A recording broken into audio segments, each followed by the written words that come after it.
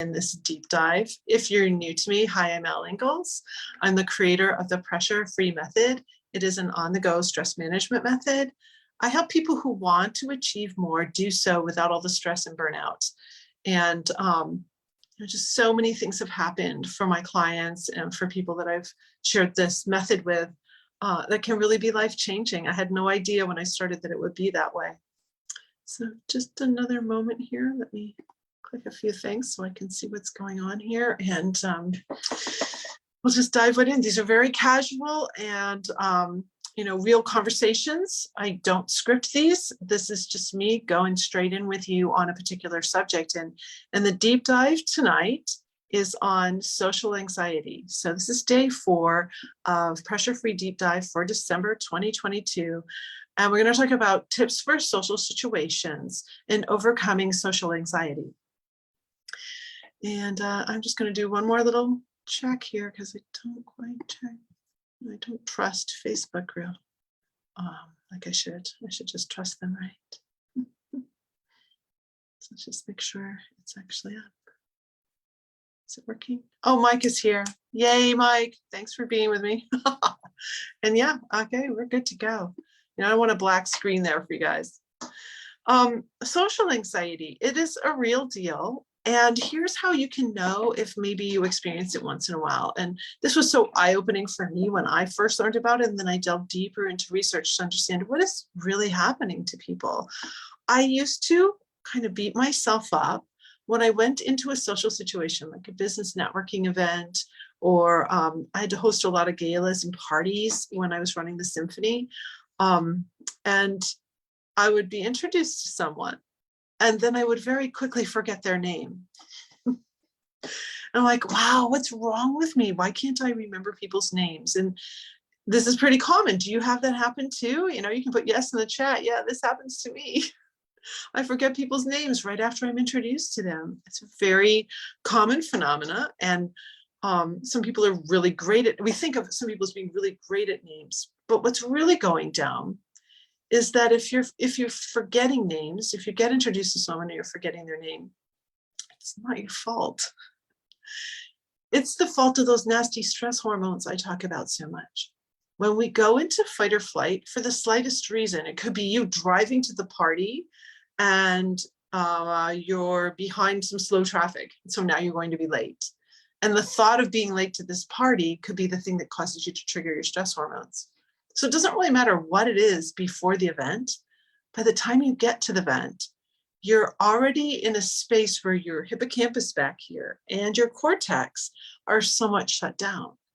So your hippocampus processes memory.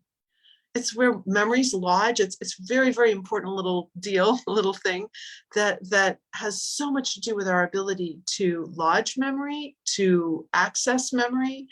And when that shuts down, you'll meet someone and you'll shake their hand and you'll look right in their eyes and you'll do all the tricks like B, Bob, whatever you're doing, you're trying to remember the person's name. And then it will leave you because the memory didn't actually stick. So when we can back everything up, as I've been talking all week, it's like we have to back everything up to figure out, okay, when did I first trigger the stress response as I was preparing to go to this event? So social tips, I want to take that for a moment and think about how we have to back it up. Some people trigger the stress response when they get an invitation to an event. Oh no, what am I going to wear? Or, oh no, we've got the 3 things that weekend. How are we going to do this? And now it's a time crunch. So, wow, I think somebody's trying to come in, but I'm just going to have to stay here for a few minutes with you. Somebody just buzzed my door. All right, I get distracted by sounds very easily. There's a trigger for me. All right, so here we go. Where was I? Okay, so we're backing up. You get the invitation. An invitation to an event could be something that triggers you. As you're preparing for the situation and the event, okay, we're going to go through my house for a moment because whoever is ringing my doorbell isn't stopping. So you're going to come with me. I think we can do this. Come with me.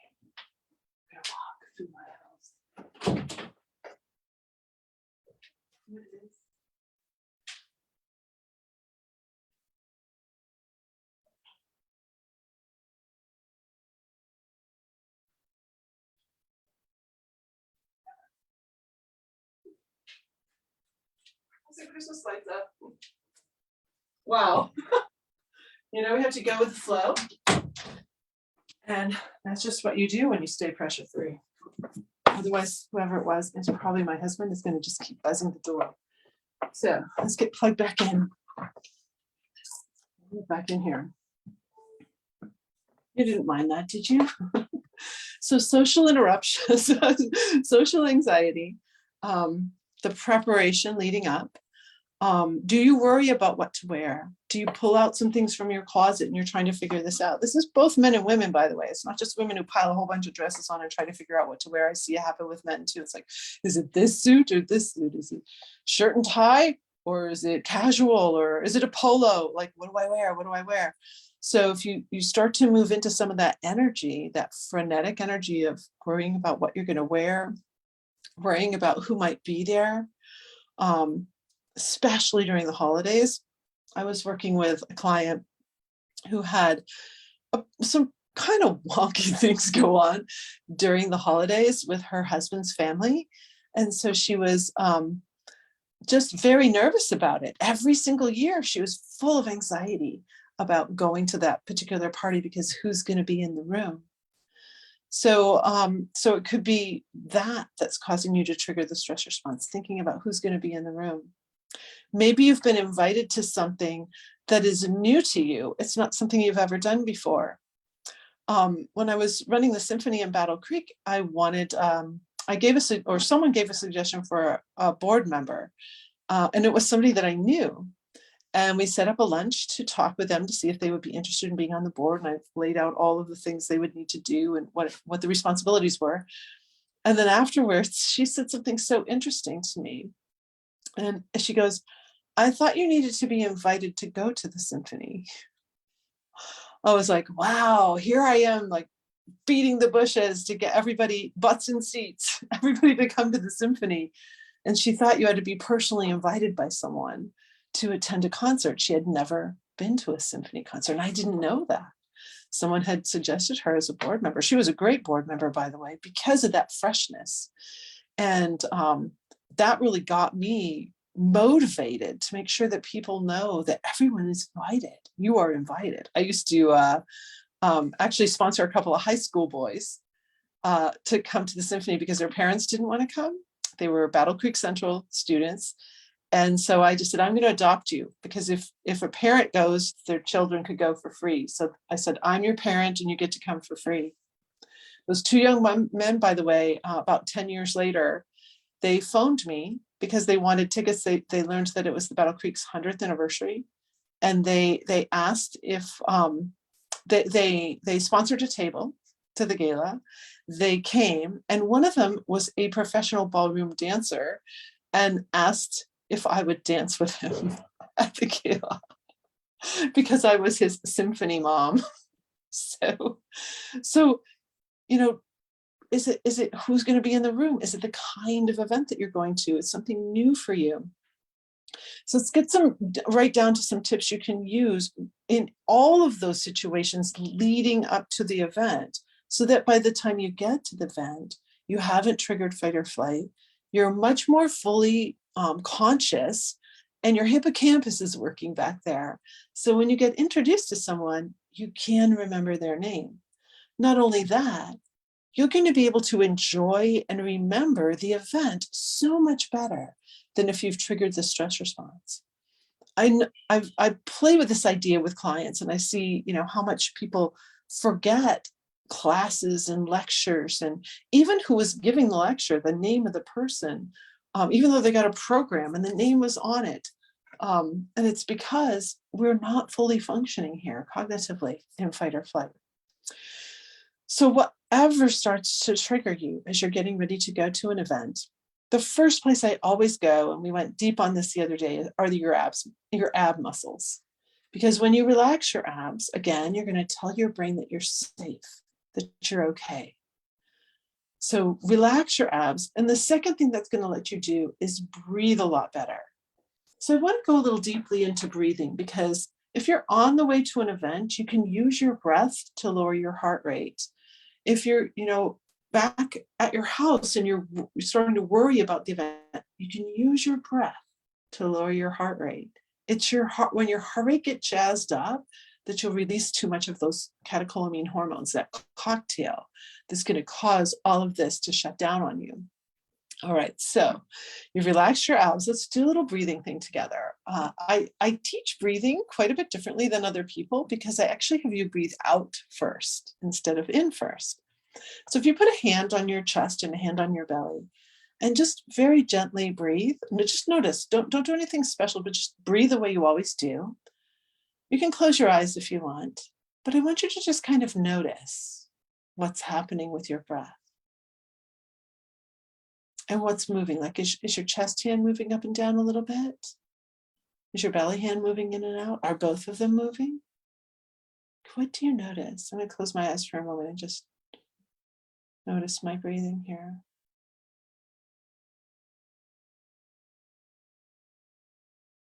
So a lot of people have both hands moving.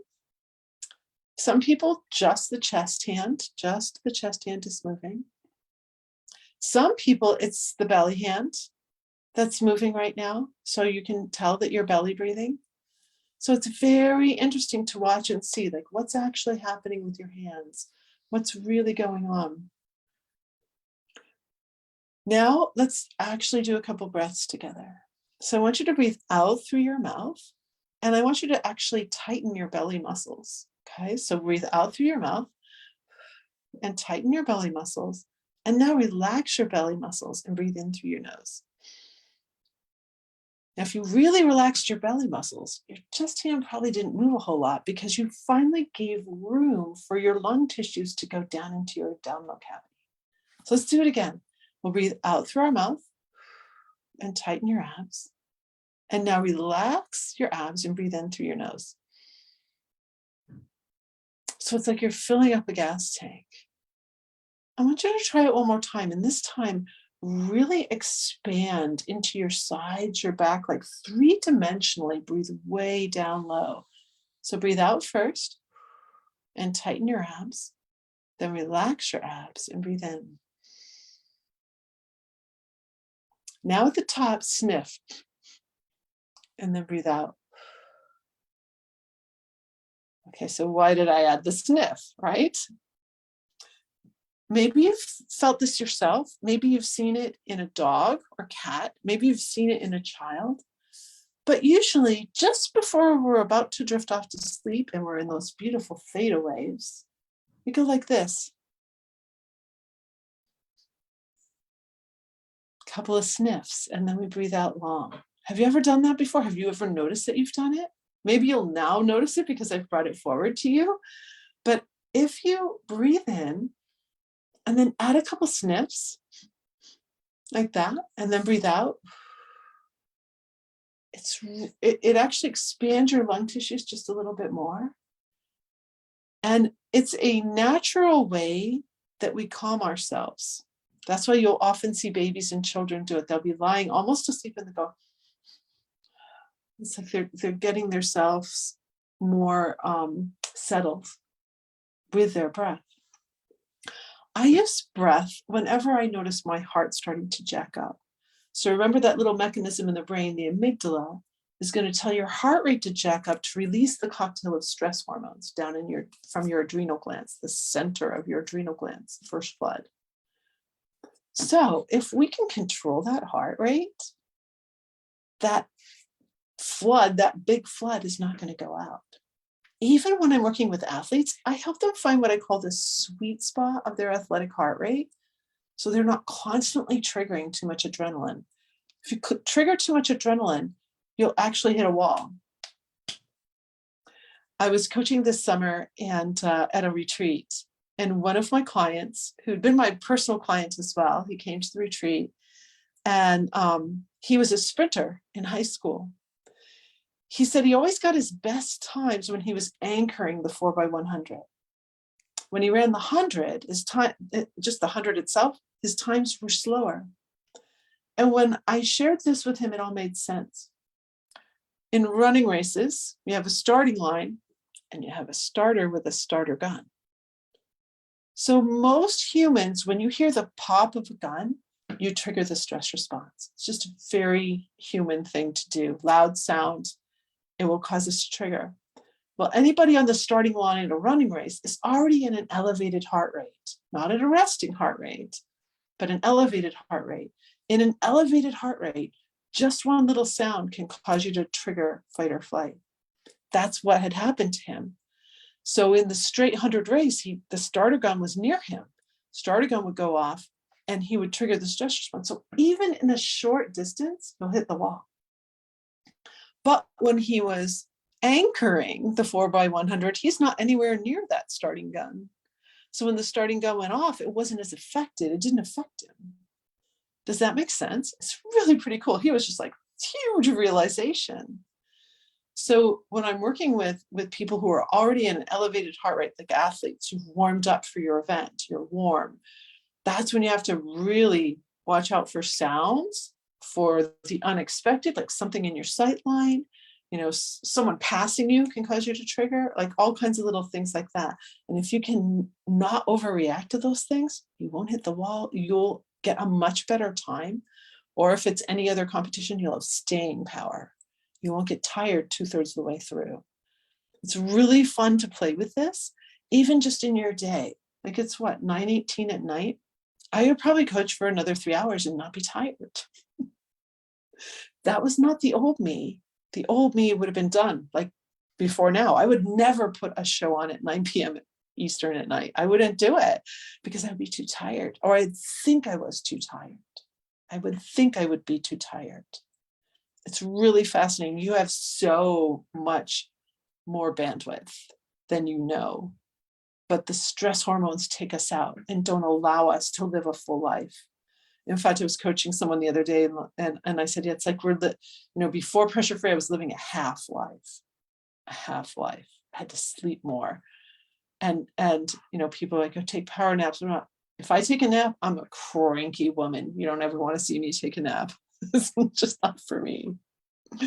So more social cues. Breathing is definitely a beautiful one before you get into the event. Keep your heart rate low. From a resting heart rate, it's going to take up to 10 seconds before the amygdala, heart, adrenal gland, whole thing, there's an HPA access thing. But we don't need to get too technical. We just need to know that you don't have to release stress hormones if you can catch it in that 10-second window. Once your heart rate is lower because you take the long, slow breath, you have more time. And time in social situations is precious. I was coaching a group of graduates from the University of Michigan Business School the other night and talking about interviewing. And with interviewing, there's such an expectation today that you have to answer everything quickly. And so in social situations, in interviewing, anytime that you're asked a question, it's really okay to say, I need to give that some thought. You don't have to answer right away. In fact, a person that actually says to me something like, wow, I need to think about that a little bit before I respond, I think that's pretty amazing that they're actually going to give some thought to this question I just asked. So if somebody were to do that in an interview, if I were interviewing them for a position with Pressure Free Living, I'd be like, oh, okay, yeah, sure. Do you want to get back to me on that question tomorrow? Like, how much time do you need? The other thing that I found in social situations is that our society has become very impatient. I was a very impatient girl a lot of the times. I'm patient in certain things, but not patient in others. I would finish people's sentences. I didn't want that, by the way. Not nice. But I was just like, East Coast action check, get it done. I'm actually a brunette, okay? So it's got to get done yesterday. I like to be 2 weeks ahead on my grants. I don't submit the grant on the due date. I like to be at least 1 week, if not 2 weeks ahead of the due date. So that's just kind of how I operate. I'm an early person versus a late person. And so it made me very upset and nervous and impatient if I'm late to something. So impatience is a byproduct of triggering these stress hormones. If you can prevent the release of the stress hormones, you won't be as impatient. I'm not going to say you're not going to be completely impatient, not or completely patient, but you will soften it a little bit. So one of the little tools I do for this one, because when it comes to going to events and social situations, usually there's someone in the house that's the early bird and someone who's not quite so early bird. Does that happen in your house? So I have put in things to help mitigate me triggering the stress response, getting anxious that we're going to be late, and then getting very impatient. So and I have to work it all on the I have to work on it all the time because I grew up in a family that valued being very early to everything. And as a violinist, I was always super early to everything because I was warming up and getting ready to perform, and I want a nice long warm up before I took the stage. So that's kind of my training. So what I do is I have 10-minute actions. And I have this in my pressure free planner for people too, but you can use it specifically for the waiting time. When you're waiting for someone, what's a 10-minute action that you can do in the time that you're waiting? Sometimes on my phone, I'm continually learning French, so I'll go on Duo. I'll do my little Duo lesson. Sometimes I keep a notebook in my car too. Sometimes I'll just sit and like, what are some brainstorm type thoughts that I want to do? My mother was a knitter. She also was a reader, so she always had a book and she always had her knitting. And she was trucking around 3 young girls who were all taking music lessons, private music lessons, and all the sports and everything we did. She made a lot of things. She's also a huge sports fan and made a lot of sweaters watching NFL and every kind of sport, actually. So have something you can be doing so that you can soften, I'm going to use that word, soften your impatience. Because if you get impatient, you'll trigger the stress response, or triggering the stress response will cause you to be impatient. It's kind of a catch-22 there, chicken before the egg. It could be either one that's happening first that's causing you to do that. Another social tip, again, with the introductions, when you trigger fight or flight, your eyesight and your hearing changes. So that's another reason why you might not remember the person's face. Maybe you meet them early on in the evening and then they say, hey, and they call your name out, and you can't remember their name and you can't remember their face. Like it's just kind of blank for you. So if you're in that more patient way, you can take more time when you're being introduced and you can repeat back. So it's like, oh, Bob, nice to meet you. I'm Elle. So Bob, like use the name right away. So Bob, where are you from? Like use a name right away. There's all kinds of little tricks. You can read about them. Another one is what other Bob do I know that looks kind of like this Bob? Like, oh, my brother-in-law Bob has a mustache. He has a mustache. So, you can make all these little comparisons in your head, little things, little tricks, so you can remember Bob. But sometimes just saying the name can help lodge it for you, and really looking in their eyes and giving yourself a pause. You're not in the frantic, frenzied, oh, hey, how are you? And you're like meeting everybody. It's fun to stand back too and watch a social situation. Watch people kind of weave in and out and try to get into the group to say hi. And I've been there. I've made huge mistakes too, like just huge mistakes in social situations because I kind of just walk in, right? Are you too much? Do people think you're too much? I've been a wallflower and I've been too much. I've done all of it. I've done the whole spectrum. Maybe you have too. Or maybe you have a tendency, more wallflower, more too much. But the other thing that I like to do when I go to a social situation, this is a really beautiful tip, is that there's someone that's alone. So I remember going once to a mastermind and there was a woman just kind of off to the side, very beautifully dressed. And she just kind of intrigued me a little bit. And she looked like she might be foreign, that she might not be from the US. And so anyway, I waited just a little bit and they were in this big hallway, but she's over here. And then I just approached her and introduced myself and we became really great friends. So is there someone that's alone? Oh yeah, I was starting to talk to about like I had a client who, when they went to their in-laws, it was very uncomfortable. She was very uncomfortable there. And for that when I was coaching her, it was Thanksgiving time. And I said, well, is there anybody that's going to be there that's usually kind of alone, or someone you do feel really comfortable interacting with? And she goes, oh, I feel really comfortable interacting with the children. And one of the things that happens is usually somebody or a couple of people have to end up at the children's table because there's not enough room at the big table. So I go, oh, well, volunteer. Like, you be the one at the child's table. So that's what she did. And she had a blast. She had an absolute blast. And she didn't have to interact with some of the personalities that were causing her to feel very triggered. So maybe you could sit at the children's table at Christmas. So those are just a couple of little tips. Look for someone who's alone. Watch your breathing. Your breathing is going to help settle that heart rate for you. Watch for all the things leading up to the event that might not have anything to do with the event. And you can back yourself up and notice, oh, this is the thing that triggers me. Like, I was getting in the car the other night with a really big dress. It's like, it was slightly annoying. Oh, also, some very tricky stairs I had to maneuver, and I was carrying things. I have to pick up my dress too because it was floor length. Like, those little things can be the things that trigger fight or flight. Because then in my head, I'm like, oh crap, I don't want to trip, right?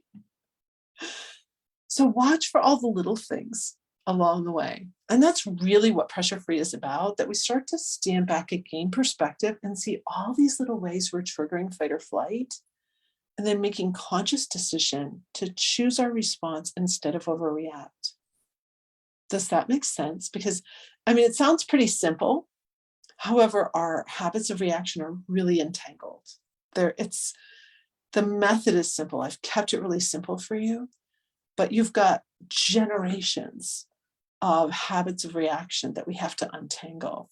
I was, again, working with another client yesterday, and it was like such an entanglement. Can we just get one strand of hair free? Like one little tiny strand free. And that's traction. Just this little bit of traction. Like when we're going to get icy roads here. We've already had a few icy roads, but like, like you can't get anywhere. All you need is a little bit of sand or a little bit of kitty litter, whatever you put, or a twig, like a couple twigs, and that tire just needs to catch just a little bit of traction, and you get out of the spinning. It's the same thing with Pressure Free. It's cool. I've never used this analogy before.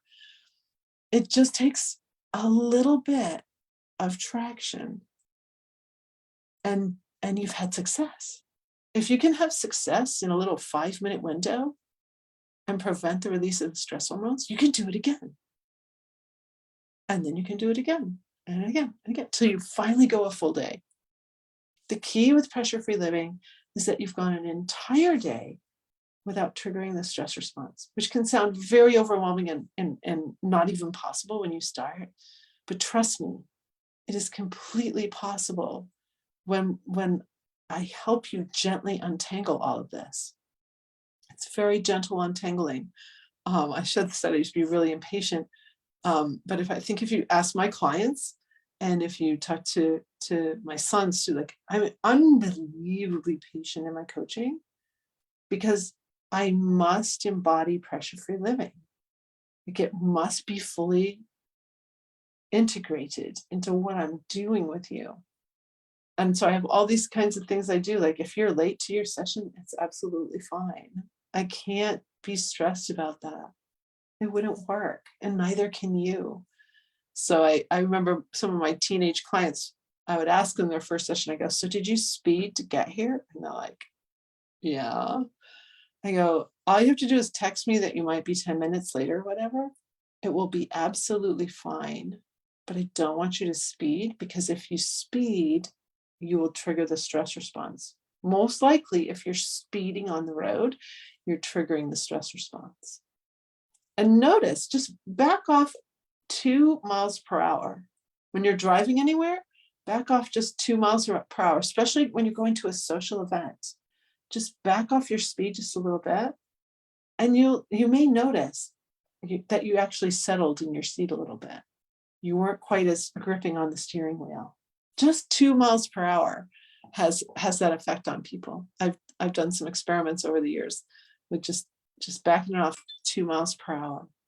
So I hope this is helpful. I'm going to close out for tonight on the live stream and go to my Zoom and have questions and answers there. If you want to join us at zoomwithal.com, we go into a private session now and we go a little deeper. So great to be with you. I think my Zoom actually worked pretty well tonight. I'll take a look and see. Who knows, maybe with all the wind we had here in Michigan the last couple of days, things are clearing out. On that note, I wish you a great pressure-free rest of your day. If you're watching this on the replay, thank you so much. Feel free to share it out. Feel free to like it. I know stress is a private subject, so if you don't want people to know that you've come in here into my room or watch this video, I respect that. But a lot of people could use this help, and so maybe you could share it privately with people too. So have a great pressure-free night. Bye.